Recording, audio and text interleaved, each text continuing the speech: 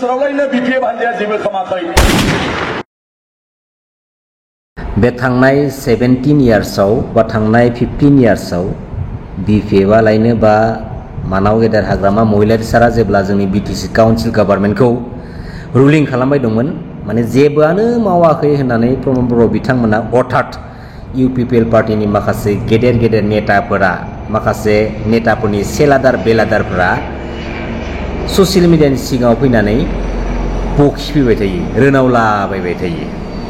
दा बे थांनाय 15 बोसोराव मावनाय लामा दालांखैजानो एस्कर्ट लानानै पिउ पिउ थांलाय फैलाय खालामबाय थायो बिटिसिनि दानि सिएम जोंहा प्रमद बर' आदाया।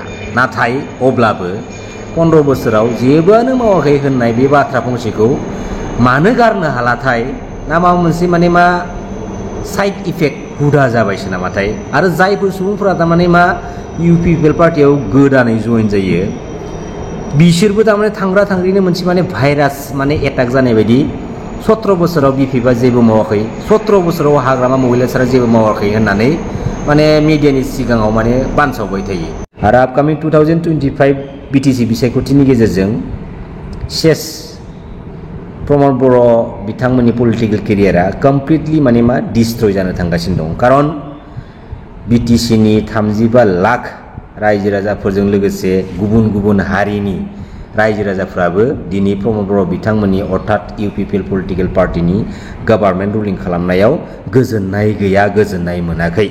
जेराव प्रमद बर' बिथांजों दैदेनजानाय इउपिपिएल पार्टीनि माखासे वर्कार्सफोरानो गावजों गावनि गेजेराव साधारन सिम्पोल माबा मोनसे बाथ्राखौ लानानै न'आव थांना बुना फैलायनाय गावजों गावनो माने नांलाय खमलाय जाबाय थानाय गावजों गावनो माने बुलायलायबाय थानाय बे बाबोसनि गेजेराव जों गोबां नुबोदों। दिनै गावजों गावजोंबो माने नांलायलायनो अहाया गावजों गावजों माने न'आव थाना बुलायलायनो अहाया आरो गुबुनखौबो बिसोर माने मा एथुनो माने अहाया थारमाने गुबुनखौ माने एथुबाय थायो। महिलाया जेबो खामाखै बिटिसिनिबो खामाखै हारिनिबो खामाखैनो बेबायदि बुंगासिनो दं। ओंखायनो आं दहाय बुंनाया जुदि जेबोआनो मावाखैबा बे गारिफ्रा दिनै बोरै सफैजोबखो खालभार जानायखायसो दालां जानायखायसो लामा जानायखायसो सफैयाखै होनबालाय जेबो होमब्ला बे 15 बोसोराव बे मावनाय नङाबा मा हाग्रामा महिलारिया रायजो बिनो संगठननि आफादगिरि जायाखै हाग्रामा महिलारि बिथाङा राजनैतिक भाबै दायित्व लानानै रायजोजों सायख'जानानै बे बिटिसिनि लामा सामा स्कुल कलेज बेफोरखौ जौगाहोनो थाखायसो शिफ्ट जादों। गतिके शिफ्टनि खामानिया रायजो बिनाय नङा शिफ्टनि खामानिया डेभेलपमेन्टनि खामानि मावनाय आरो बेखौ मानगोनां हाग्रामा महिलारि बिथाङा मावफुंदों।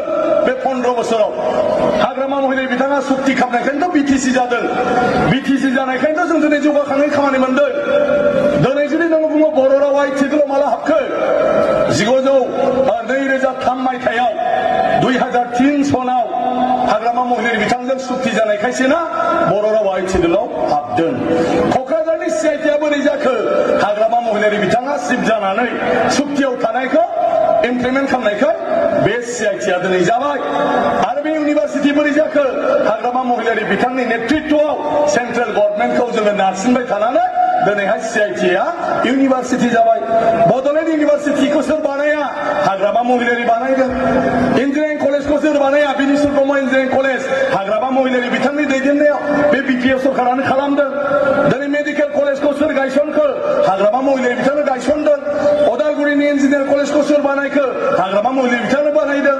क'क्राझारनि कलेजआ बोरैहाय गभर्नमेन्ट कलेज जाखो हाग्रामा महिलारि बिथांनो खालामदों। आरो मा बुंबावनांगौ बे बिजनीनि रेल साइटिं साजों अभारब्रिजआ सोरनि समाव जाया कमल सिंह नार्जारिया सोर बिपिएफनि एमएलए बिपिएफनि एमएलए माने मा हाग्रामा महिलारिनि पार्टी नंगौना नङा नंगौना नङा रायजोफोर आरो माखौ देखायबावनांगौ बिसोरनो जेरैखि माबाया मा सोर बानाया सोरनि समाव जाया हाग्रामा महिलारिनि समाव जादों। बोरै थं थं एकदम बारे लाजिया फांजिया जेबो मावाखै होननांगौ जाखो।